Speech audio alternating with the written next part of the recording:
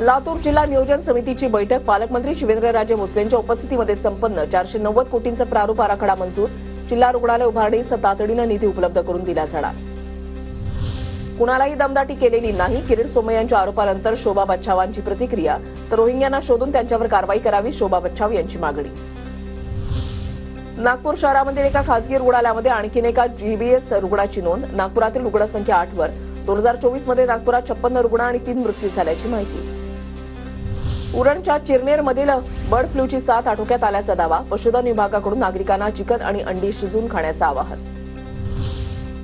विदर्भातील वाघ सह्याद्री व्याघ्र प्रकल्पामध्ये जाणार। केंद्रीय मंत्रालयाच्या निर्णयाकडे लक्ष।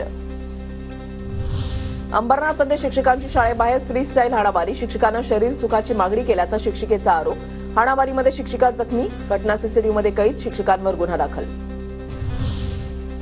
शेअर बाजारामध्ये गुंतवणुकीच्या आमिषानं महिलेची 32 लाखांची फसवणूक। महिलेच्या फिर्यादीवरून विश्रामबाग पोलीस ठाण्यामध्ये गुन्हा दाखल। नालासोपारा पूर्व परिसरामध्ये अनधिकृत फेरीवाल्यांवर तोडक कारवाई। धानिव तुळींज पाटणकर पाडा परिसरामध्ये वाहतुकीला अडथळा बसल्यानं कारवाईचा बडगा। छत्रपती संभाजीनगरच्या सातारा परिसरामध्ये दरोडेखोरांची दहशत। नागरिकांच्या सतर्कतेमुळे दरोडेखोरांना पळून लावण्यात यश। दरोडेखोरांचा नागरिकांना मारण्याचा प्रयत्न।